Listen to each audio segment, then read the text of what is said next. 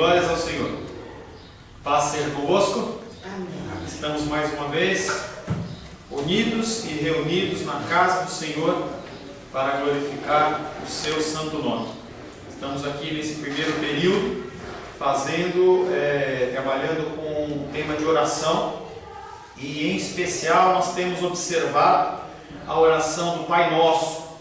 Nós já falamos algumas partes dessa oração e vamos fazer um breve resumo, começando pela leitura rápida. Quem vai fazer fluxo sou eu, porque a gente já trabalhou sobre esse tema, em que em Salmos capítulo 2, versos 2 e 3 diz que os reis da terra se levantam, os príncipes conspiram contra o Senhor, contra o seu ungido, dizendo: rompamos os seus laços e sacudamos de nós as suas algemas.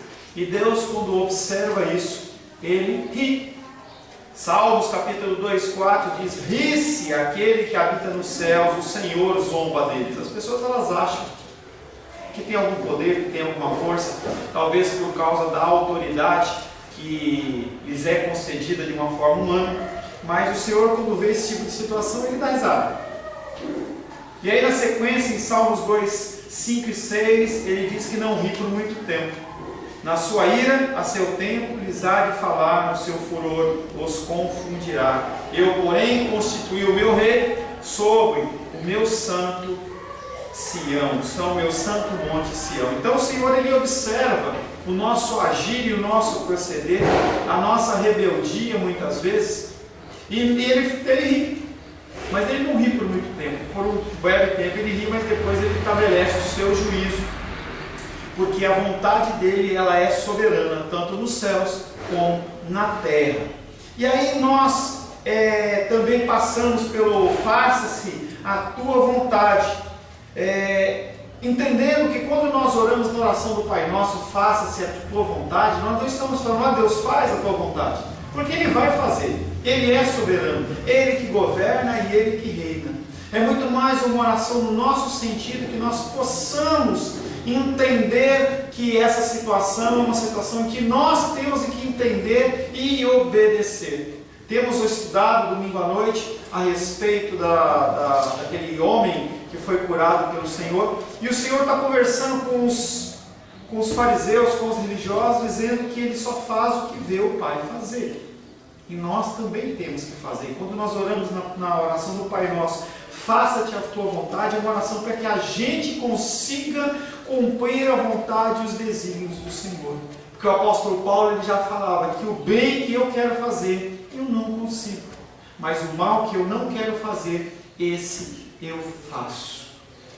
Assim na terra como no céu. Nos céus os anjos fazem a vontade de Deus e o que Ele deseja. Mas nós na terra não fazemos assim. Deus, Ele é o formulador da aliança e nós somos os transgressores da aliança.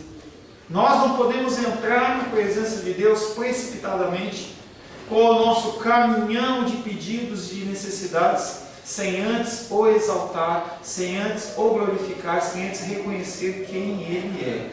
E hoje nós estamos começando o pão nosso de cada dia, nos dai hoje. Pai nosso que estás no céu, santificado seja o teu nome, venha o teu reino, seja feita a tua vontade, assim na terra como no céu. E agora, depois de glorificá-lo e reconhecê-lo na sua santidade, na sua soberania, nós podemos falar: Pai nosso, nos dá o pão nosso de cada dia. A realidade é que o Senhor Ele nos supre de todas as nossas necessidades. Eu falo todo mês que se passa é um mês que passou mostrando a graça do Senhor sobre a minha vida e sobre a sua vida. O Senhor Ele nos alimentou no mês de junho, o Senhor nos vestiu no mês de junho, o Senhor nos deu saúde, ou medicamentos, ou algum tipo de escape. O Senhor Ele nos concedeu uma série de coisas, estudos e toda série de coisas, e nós simplesmente não podemos parar no primeiro dia do mês e falar: Deus, muito obrigado pelo que o Senhor me concedeu. Mas nós sabemos pedir. Deus supre as necessidades do seu povo. Devemos ressaltar que esse pão diário, essa necessidade diária, não é o lombo assado diário e nem o filé mignon diário. Porque Deus, Ele supre as nossas necessidades, mas Ele não necessariamente Ele supre os nossos caprichos e os desejos que nós temos de uma maneira que não é uma necessidade. E as pessoas, elas costumam confundir isso. Elas acham que Deus, Ele como o gênio da lâmpada, Ele tem que conceder tudo o que você quer. E na verdade, o compromisso dele conosco é de não deixar faltar o essencial. Nós cristãos, Ele não deixa faltar o essencial. Quando nós olhamos a figura desse povo de Israel que foi liberto lá do Egito, e esse povo que foi liberto do Egito estava sendo opresso, clamou a Deus por muitos anos, foi humilhado, foi massacrado, e quando o Senhor tira ele do deserto, do Egito, e leva para passar pelo deserto, para que eles entendessem o faça-te a tua vontade, que eles pudessem entender onde estava o coração deles, eles começam a reclamar. E o Senhor manda o maná, porque ele sabia que aqueles homens precisavam do alimento. O Senhor, Ele manda o maná, e o que acontece depois? Primeiramente, eles se alegram, recebem o maná, comem o maná, realmente reconhecem que Deus, Ele é soberano. Mas passado algum tempo, eles param de agradecer. Eles param de agradecer. Aquilo que num momento foi um livramento, aquilo que num momento foi algo que veio a tirar a fome deles, já começa a incomodar. Eles não querem mais agradecer. Afinal de contas, Deus tem mais que a obrigação de conceder o que Ele está concedendo. Nós agimos desta maneira quando nós não agradecemos ao Senhor. Pelo mês de junho, por exemplo, ou pelos meses que se passaram. As coisas que o Senhor me concedeu e te concedeu não são comuns, não são naturais. Se você for pegar, por exemplo, a população mundial e quiser fazer um levantamento, segundo as organizações mundiais, e verificar qual o grau de pessoas, o número de pessoas, a porcentagem de pessoas dentro do âmbito mundial que se alimenta, como você se alimenta, você vai ficar chocado. Talvez 1 a 5%, talvez no máximo, de pessoas se alimentem como você se alimenta. Pessoas hoje se alimentam com bolo de barro, não tem o que fazer. Eles pegam o barro, fazem um bolinho, e eles comem um bolinho ali de barro, no pensamento que aquilo ali pode matar a fome dele. Não tem onde morar. Sebastião, quando ele ora pelas pessoas que estão abandonadas pelas ruas, filhos e filhas que são filhos e filhas de pais vivos, adotados, ou melhor, órfãos de pais vivos. E a gente não dá valor para essas coisas. Foi o que o povo de Israel fez. Então, quando nós olhamos a história do povo de Israel, não olhe com indignação como esse povo fez, mas você tem que olhar e falar assim: como que ele fez e eu também faço? Nós paramos de agradecer. Você agradeceu porque você está respirando no dia de hoje? O problema de você, a gente acompanhou, a gente tinha um tempo com problema de respiração. Nós temos que agradecer. As coisas que nós temos, elas não são comuns, não são naturais, mas nós entendemos que são. Eles recebem o maná, depois que eles se satisfazem, eles pararam de agradecer a Deus pela sua provisão. Depois eles começaram a murmurar, reclamar por aquilo que eles estavam recebendo. Aquilo que não eram todos que tinham, mas eles tinham. E aí você imagina descendo dos céus aquele alimento. Era uma coisa sobrenatural, para eles já não era mais sobrenatural, já era uma coisa que incomodava eles. E eles começaram a reclamar da provisão de Deus. Por fim, começaram a recordar das coisas que eles tinham lá no Egito. Começaram a lembrar dos pepinos, começaram a lembrar dos melões, começaram a lembrar dos alhos e das comidas que tinham, das delícias que tinham no Egito. Só que eles esqueceram da opressão, esqueceram da dificuldade, esqueceram da escravidão que eles estavam suportando nas mãos de Faraó. Entenda que eles começaram a murmurar de comer maná de manhã, de tarde e de noite. Eles tinham suflê de maná, eles tinham torta de maná, Eles tinham maná de maná, filé de maná, maná assado, maná grelhado, maná frito, de manhã, de tarde, de noite. Pastor, por que Deus ele ficou dando isso para o povo? Para mostrar para eles onde estava o coração deles, como é ingratidão. Não foi aquilo, não foi pirraça de Deus. Estava ensinando eles. Creio, entendeu eu, uma suposição, uma indagação, uma conjectura minha, que se aquele povo continuasse agradecendo ao Senhor pelo maná, o Senhor não ia dar maná eternamente. Ele poderia dar outra coisa, como depois ele deu. Mas ele ficou testando o coração. E aí as minhas lutas e as suas lutas, as minhas dificuldades e as suas dificuldades, a gente não passa. Primeiro, porque Deus nos ama e Ele quer nos corrigir. Se Ele fosse um Deus que não nos amasse, Ele largava de mão e falava assim, se vira. Mas não é esse o objetivo dele. O objetivo dele é que vocês aprendam, que eu aprenda. E Ele fala quantas vezes precisar. Nós como pais, nós como mães, nós muitas vezes nós perdemos a paciência. E não quer ensinar mais. Mas Deus não.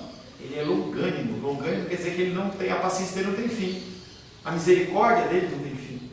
E Ele executa essa ação sobre nós. Você quer ficar 40 anos carregando esse saco de batata? Desse pecado, dessa doença, dessa enfermidade, dessa dificuldade, dessa mágoa, dessa amargura? Carrega. Mas Ele continua proporcionando opções e alternativas para você se converter do seu coração. Os profetas do Antigo Testamento é uma prova disso. O Senhor ele não largou mão do povo do deserto, Ele continua enviando. Você vai olhando a quantidade de profetas que estão na palavra de Deus e outros tantos que existiam, mas não escreveram. Existiram muito mais profetas do que estão na palavra de Deus, chamando o povo, exortando o povo a se converter. A história está registrada em Números, abre aí, Números capítulo 11, versos 4, 5 e 6. Números 11.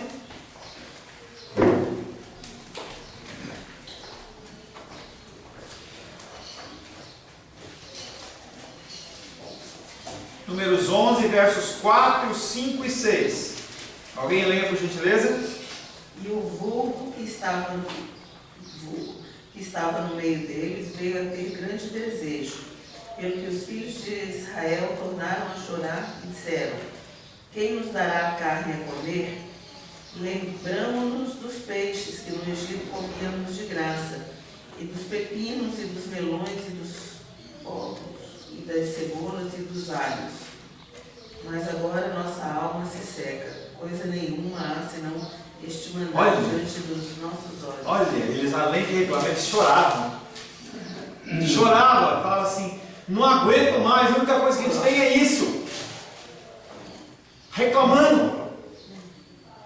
Depois disso, Deus responde a ele. Nesse mesmo texto, versos 18, 19 e 20.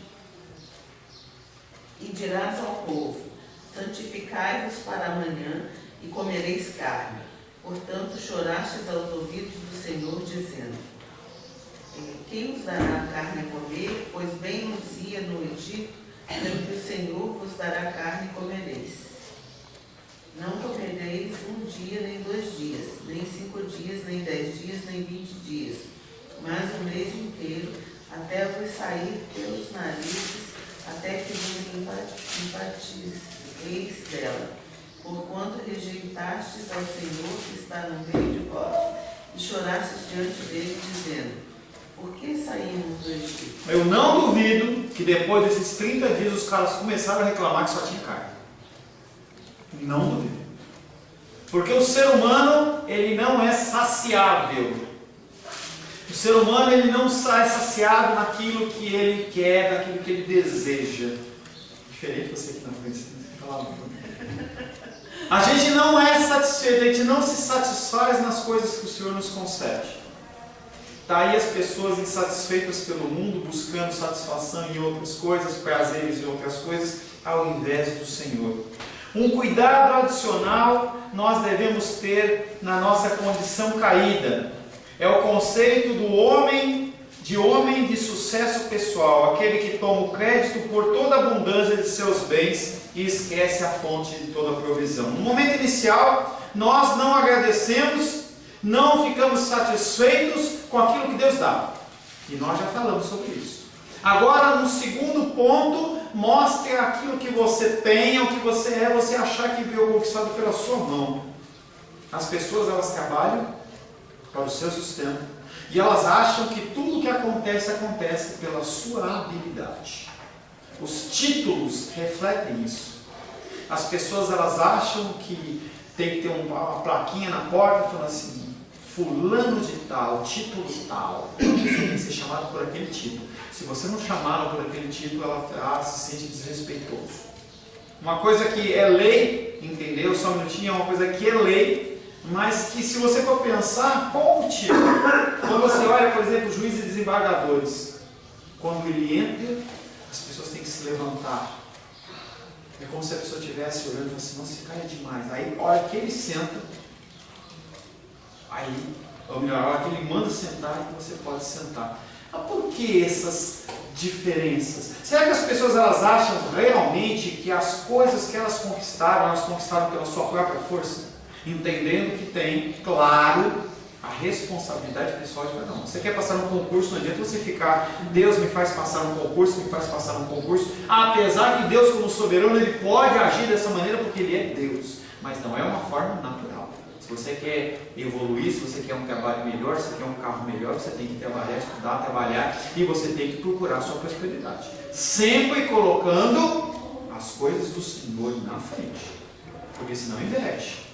Estava falando com um jovem na semana passada, e ele estava reclamando para mim que ele não tinha passado no concurso. Tinha estudado muito tempo, 1 ano, 2 anos, e eu falei: poxa, mas você foi muito bem. Mas eu não quero ir bem, eu quero dinheiro. Porque a motivação da pessoa é uma motivação de independência e não uma motivação de glorificação do Senhor. E a gente se pega nisso. É coisa do ser humano, porque a gente aprende desde tenra idade que a gente tem que ser vitorioso, que a gente tem que vencer, que o segundo não vale nada, mas que o primeiro é o que vale. E aí a gente, envolvido por isso, a gente começa a achar que as nossas conquistas, elas são única e exclusivamente pela força do nosso braço. Fale, querido.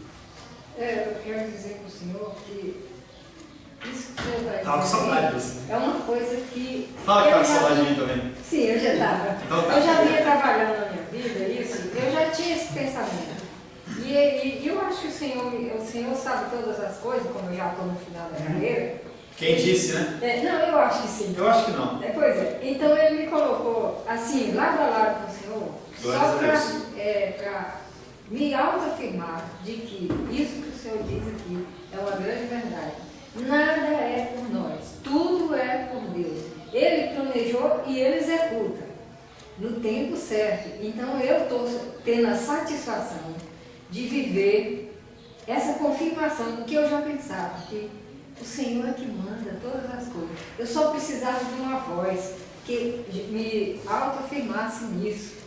E eu estou ouvindo essa voz. Sinta-se um mensageiro do Senhor por trazer isso para mim. Amém, querido. Glórias a Deus. O objetivo é mudança, transformação, edificação. Porque para que servem os dons? Alguns acham que é para se exaltar, até nesse contexto. A pessoa, ela acha que porque ela tem um dom, uma capacitação, é porque ela é melhor. O conceito pentecostal de batismo com o Espírito Santo, ele vem nesse contexto, em que você busca, quando Deus acha que foi o que eu aprendi.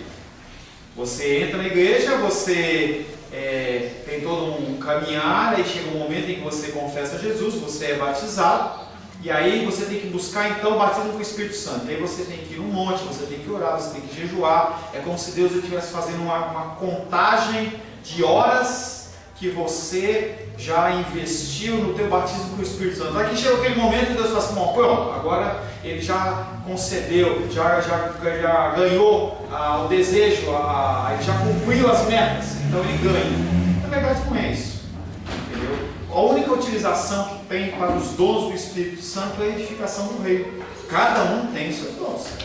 E eu me alegro grandemente em relação em poder fazer isso. Ontem eu estava dando aula lá em Taguatinga, o pastor Ailton pediu para eu substituir ele numa aula. Gente, eu estava que nem pinto no lixo. Já viu pinto no lixo? Porque ele fica e pula, e ele cutuca, porque eu adoro dar aula. Falei 5 horas, chegou no final minha voz estava arranhando, entendeu? Mas que alegria. Mas quando a gente começa a achar que a coisa é nossa, e nós temos exemplos na Bíblia. Daniel capítulo 4, versos 29, 30 e 31. Temos que entender que o crédito, a honra e a glória é de Deus. Deus nos dá tudo o que nós temos. Daniel capítulo 4, verso 29, 30 e 31. Ao cabo de 12 meses. Só um minutinho, que a gente procura. Daniel, Cláudio.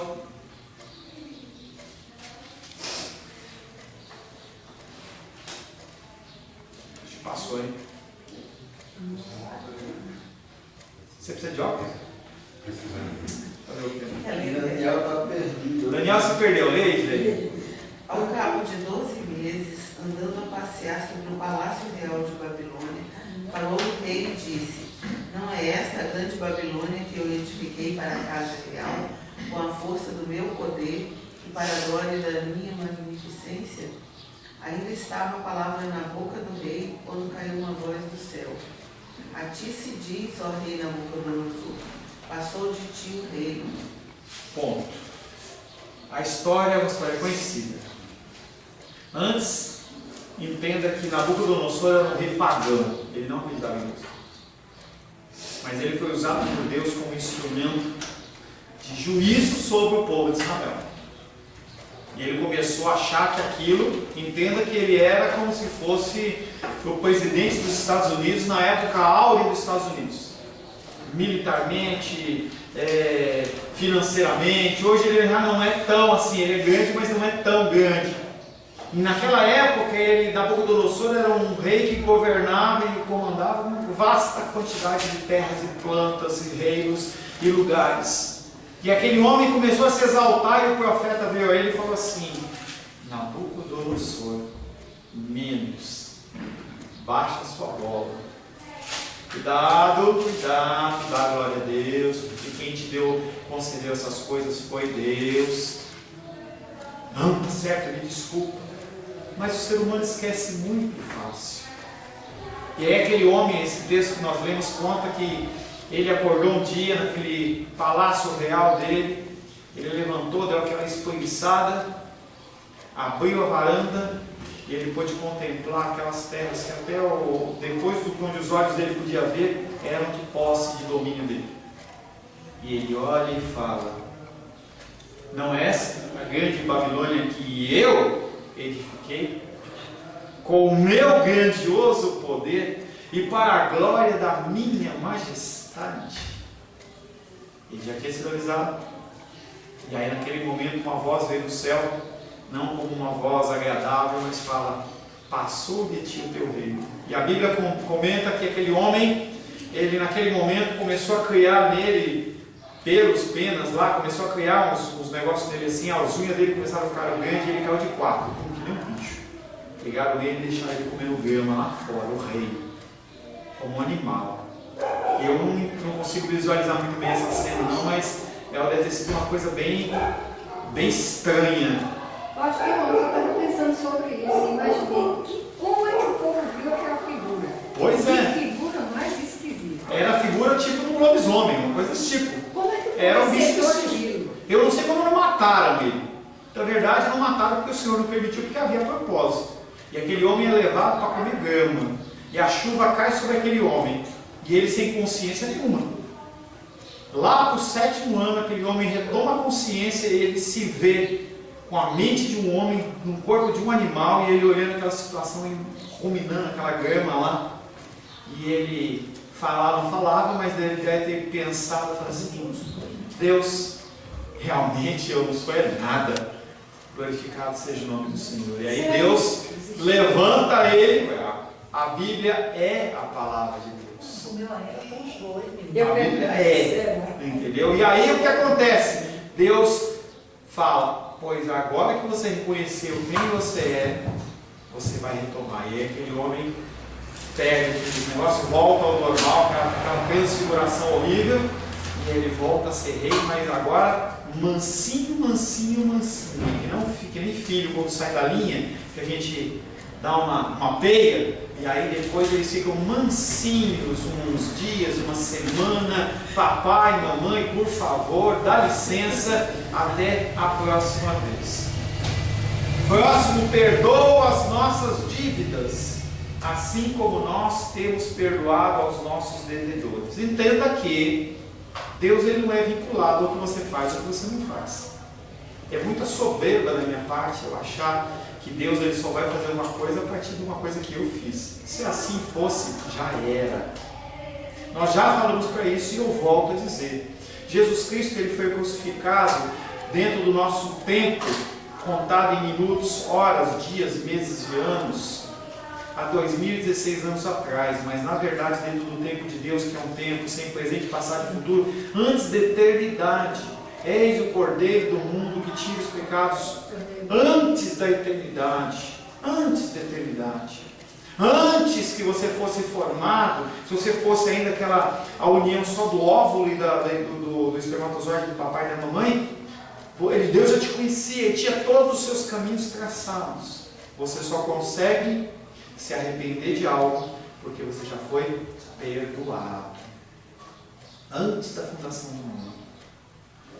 Essa característica de você conseguir se arrepender vem porque Ele já te perdoou. E aí é uma coisa que eu tenho falado: você não faz as coisas boas para ser salvo, você faz as coisas boas porque você é salvo. Você não se arrepende para ser salvo, você se arrepende porque você é salvo. As suas atitudes, e esse é um conceito fortíssimo que Deus ele ministrou através de um livro, um ano atrás mais ou menos, que aquilo abriu meus olhos de uma certa maneira que eu falei assim: nem isso depende de mim. Nem isso depende de mim. Tudo que eu venho a fazer é porque eu já sou salvo. Eu vir à casa do Senhor não é para que eu consiga. Porque se você pensar ao inverso, ao contrário, você vai viver uma vida de inferno. Porque eu lembrava que eu ficava preocupado se, por exemplo, eu comesse uma costelinha a mais, eu amo costelinha, se eu comesse uma a mais e aquilo fosse gula e eu morresse, eu ia para o inferno. Nesse jeito. Então você fica parece que você está num clima de guerra, em que qualquer coisa que você possa falar, qualquer atitude sua, pode te levar a uma condenação. Que é o que acontece em muitas igrejas. A Carolzinha não está aqui, mas ela já contou para mim de forma aberta, que ela estava na igreja dela e tinha culto segunda, terça, quarta, quinta, sexta, sábado, domingo. Sábado e domingo tinham 3 cultos. Se alguém faltasse num deles, estava em pecado. E ela ajudava lá no louvor. Então, se por exemplo o papai dela falasse assim: "Sua filha, fica comigo aqui, me ajuda a fazer um negócio", e ela não fosse no culto, ela tinha que passar por um tempo de purificação para ela voltar ao louvor. Doideira. Porque a pessoa ela fica caçando a salvação dela.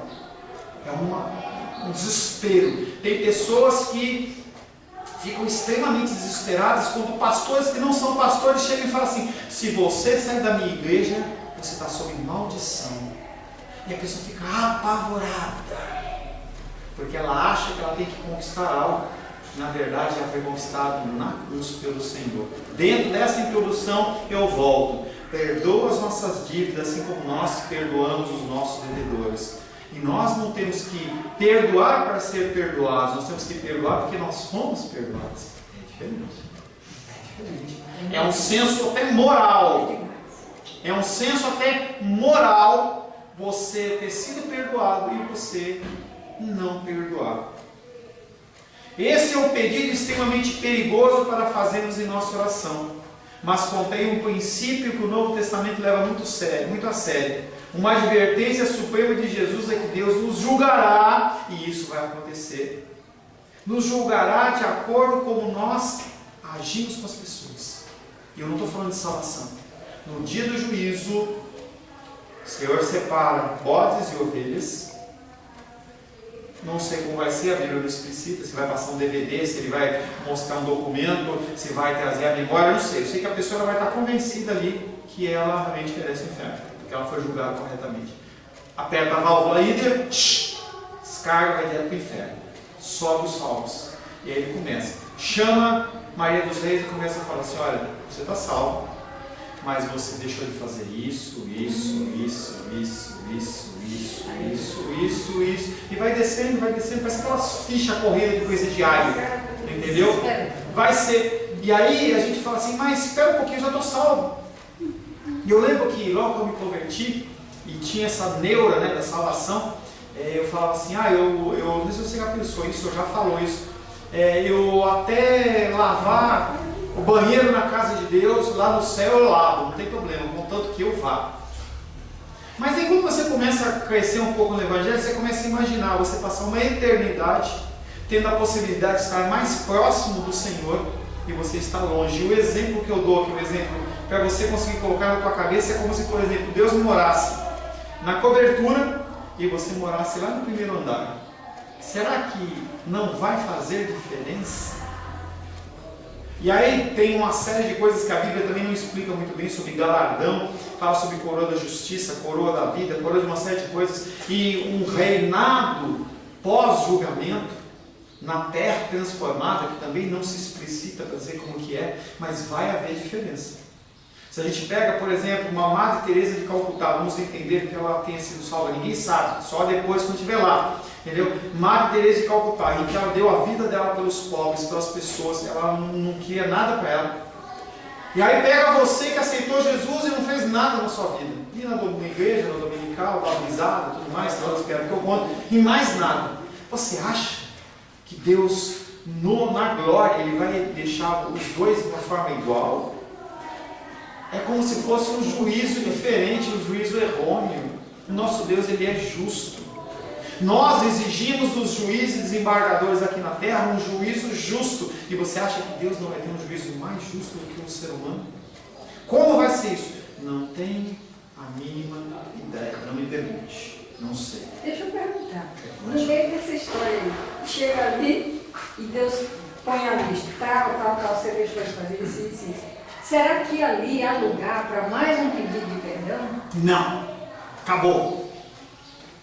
Não tem nada, meu querido. É só uma capinha. Pode deixar aí. Desculpa, eu pensei que você já Não. Obrigado. Não tem. Não tem. Dos reis, enquanto você está viva, há a possibilidade de arrependimento. Morreu, já é. Não, mas eu já estou salvo. Só tem umas coisas que eu não fiz. Será Não que tem ele mais, vai conseguir não. redimir?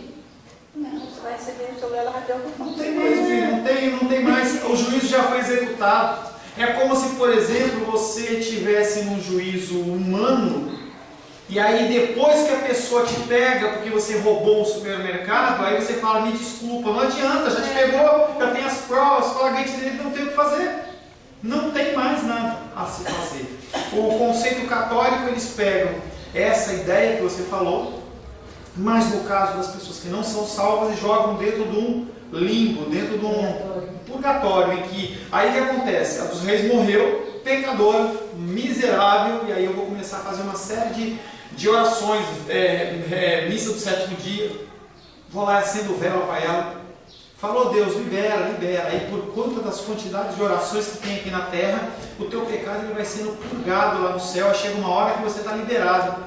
Não existe isso. Não tem como você ligar para a Marilda, que trabalha no MPU, e falar assim: Marilda, entra com um pedido aí para dar uma redução de pena. Não dá para você fazer um pedido lá no STF, no Supremo Tribunal Federal, STF, fala assim: olha, dá um documento aí me liberando. Não dá para você chegar no presidente e falar assim: me dá anistia. Já era. O tempo de arrependimento e transformação e mudança é agora. E se você está vivo, quer dizer que ainda há oportunidade de você se arrepender da sua vida e dos seus pecados. Se for para galardão e outras coisas, agora imagina se for para o pecado, para a morte, para a condenação eterna. Pastor, mas aquelas pessoas que se arrependem no último suspiro, isso é válido? Claro que é válido. Tem uma parábola, inclusive, que o Senhor Jesus Cristo conta, que ele fala que um homem tinha uma plantação e ele chamou as pessoas no primeiro horário para trabalhar. Então ele passou com o carro dele lá, depois, sei lá como ele fez lá, chamou: vocês querem trabalhar? Vamos. Olha, eu vou pagar um denário para vocês. Que era uma moeda, era o referente a um salário de um trabalhador, era o salário mínimo, digamos assim, daquele trabalho naquele dia. Um denário. Passado 1 hora, 2 horas, ele foi dar uma volta e encontrou gente parada lá. Vocês estão sem trabalhar? Querem trabalhar? E achou gente na 2ª hora, na 3ª hora, na 4ª hora, na hora do almoço, 3 horas da tarde, 4 horas. Quando foi 5 horas da tarde, ele passou e ainda tinha gente lá. Por que você não está trabalhando? Eu falei, poxa, eu tentei procurar trabalho em todo lugar, ninguém quis me dar trabalho. Você quer trabalhar? Te pago. Foi justo. Alguns trabalharam 11 horas, ou 10 horas, quantas horas seja, e um trabalhou 1 hora. E aí o Senhor junta todo mundo e fala assim, agora nós vamos pagar. Separa por blocos de pessoas, entendeu? De horários. Chamou primeiro os que começaram a trabalhar antes. Quanto que eu combinei com você? Quanto foi? O que veio na 2ª hora? Quanto que eu combinei com você? E foi indo. Quando chegou no último, e aí os primeiros começaram a falar o quê? Você acha justo? Você acha justo? Por que eu trabalhei 12 horas aí no sol causticante e ganhei um denário, e ele trabalhou 1 hora e ganhei um denário? O homem falou assim, o dinheiro é meu, por que você está fazendo conta disso? Eu não combinei com você um denário? Se eu combinei um denário com você, e eu quero pagar ele um denário, porque eu trabalho 1 hora só, o dinheiro é meu, a plantação é minha. Mesma coisa em relação à salvação. Pessoas se convertem cedo, e têm toda uma vida cristã profícua, com prosperidade espiritual, no sentido de ganhar vidas, de falar do evangelho, de conhecimento e tudo mais. Tem pessoas que no último momento está lá, o cara começa a falar assim, poxa, se arrepende, não é confessar, aceito Jesus, não é isso, a pessoa se arrepende. Realmente, quem mede isso? Deus. Você vai encontrar essa pessoa, não sabe.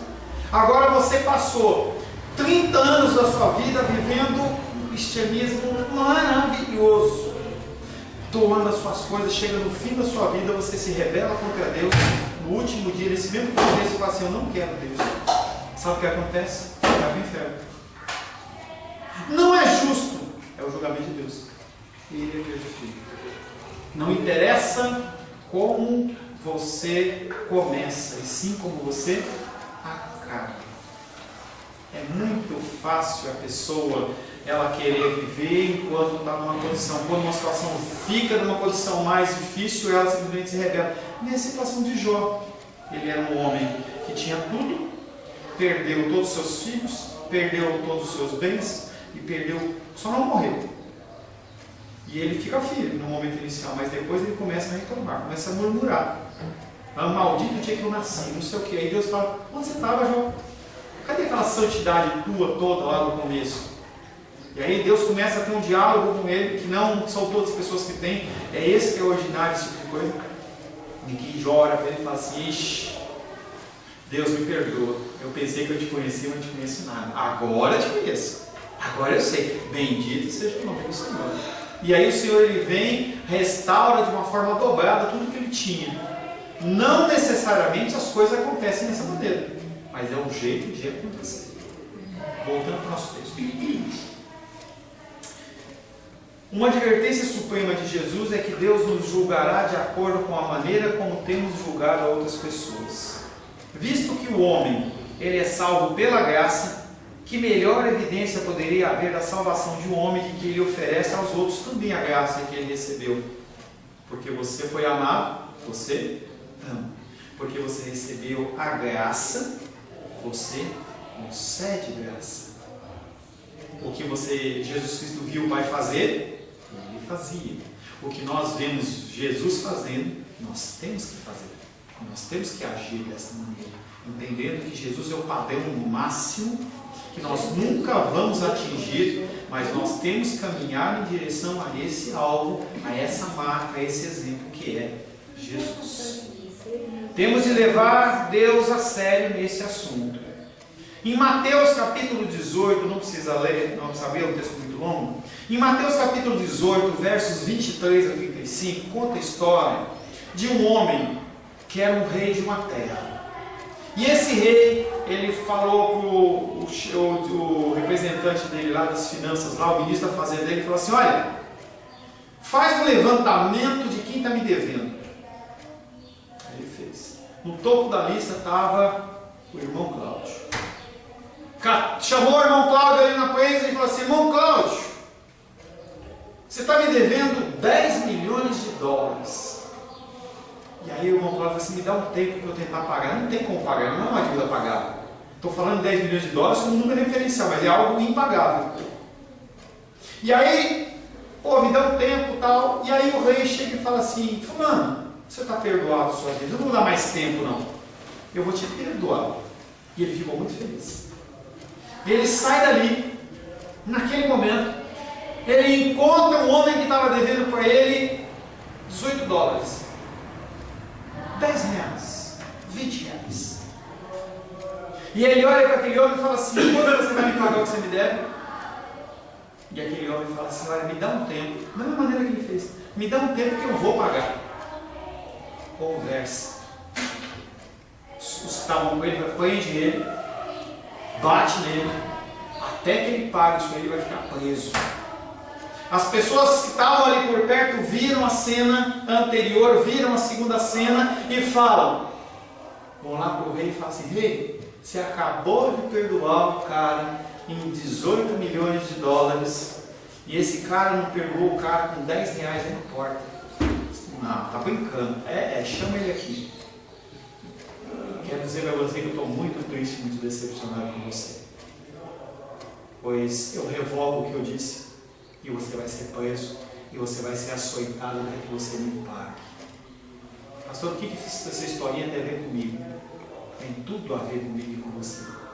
Tem a ver porque o Senhor, Ele morreu na cruz do Calvário para me salvar, te salvar. Você não merecia, eu não merecia. E quando nós olhamos para os nossos irmãos e as nossas irmãs, nós não agimos com a mesma misericórdia. E a parábola ensina: ou você se corrige, ou você vai ser entregue a esses atormentadores. Nós temos que agir segundo o que nós recebemos, sabe, querido? Deus que revolta isso. Não. Nessa parábola, a parábola é uma história que está sendo contada. No caso dos homens, os homens já são definidos quem é salvo e quem não é salvo. É simplesmente uma parábola chamando a minha responsabilidade humana e a sua, porque nós fomos abençoados e recebemos de graça, nós também temos que dar de graça. Nós temos que olhar para as pessoas com amor e com misericórdia. Que é um exemplo que eu tenho dado com frequência. Você tem duas pernas? Já usei isso com você? Falei com vocês? Você tem duas pernas? Sim. Fica de pé, por favor. Por gentileza. Por que você ficou de pé? Porque seu pediu. Mas por que você tem? Sim. Eu tenho duas pernas. Você saindo daqui, você encontrar uma pessoa na rua aqui, sem as duas pernas, você vai ficar escarnecido dela. Você, ei, eu tenho duas pernas, você não tem. Por que não, Ednei? É uma pergunta ridícula, eu sei disso. Mas por que você não faz isso? Por compaixão. Por que a gente age sem compaixão com as pessoas que não conhecem Cristo? Será que a gente acha que a nossa salvação vem de nós? Aquelas pessoas não foram alcançadas ainda. E nós temos a nossa obrigação de demonstrar às pessoas o amor. Feche seus olhos. Senhor, em nome de Jesus, queremos glorificar, exaltar e bendizer o Teu santo nome, Senhor. Queremos, Pai querido, colocar na Tua presença o nosso coração, porque nós não agimos como o Senhor agiu conosco. Nós não temos misericórdia das pessoas, nós não demonstramos amor às pessoas, nós não temos paciência com as pessoas, nós, Pai querido, julgamos de forma leviana, sem conhecer as coisas, e nós sabemos, Pai, que há juízo sobre isso. Queremos, Pai, pedir perdão ao Senhor pelas nossas atitudes, pelas nossas ações e as nossas omissões, pedindo ao Senhor, Pai, em nome de Jesus, que o Senhor possa nos levar ao arrependimento, porque até isso nós dependemos de Ti, Pai. Se o Seu Espírito Santo não nos constranger, nós continuaríamos andando, Pai querido, no caminho errado. Nós pedimos que o Senhor, Pai querido, nos constranja para que nós possamos nos conformar à Tua vontade. Em nome de Jesus. Amém. Glória a Deus. A paz seja convosco. Meu nome é Paulo César. Eu sou pastor da Igreja Cristã Semente de Vida, aqui em Brasília, Distrito Federal. Me alegro que a palavra tenha te alcançado. A palavra faz isso. Ela alcança as pessoas aonde quer que elas estejam. E você foi agraciado com esta palavra. Não que eu tenha nada especial a te dizer. A palavra ela é suficiente e ela usa quem ela quer. E eu me alegro por ter sido um canal para poder te abençoar. Mas eu quero te dizer que não basta você ser um ouvinte. Não basta ser uma pessoa que se alegra quando você ouve a palavra de Deus. A vida ela é feita de decisões. Se você está ouvindo essa palavra hoje, eu creio que o Espírito Santo tem um propósito especial com você. Muito mais do que prosperidade, muito mais do que uma cura física, uma cura emocional ou espiritual, Ele quer te alcançar para a vida eterna.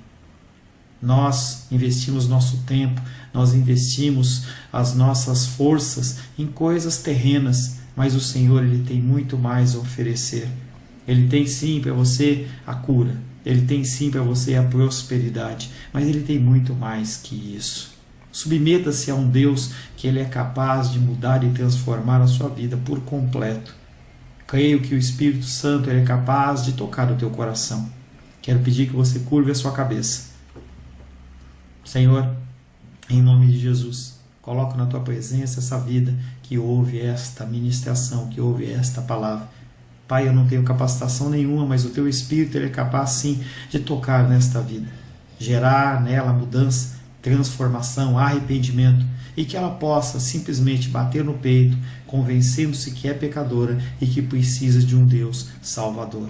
Não há um caminho a ti, meu Deus, que não seja através de Cristo. E eu lhe peço, Pai querido, que você alcance essa vida e ele possa sim tomar uma decisão pessoal pelo Senhor, em nome de Jesus. Amém. Amém, meu querido. Amém, minha querida. Fico contente que você esteja ouvindo essa ministração até o fim. E peço que você não se limite a ouvir os cultos pela internet. Você procure perto da sua casa uma igreja, um lugar que proclame a palavra do Senhor. Eu oro para que o Espírito Santo te direcione nessa busca, porque muita coisa tem sido oferecida que não é o Evangelho. Eu abençoo a sua vida em nome de Jesus. Amém.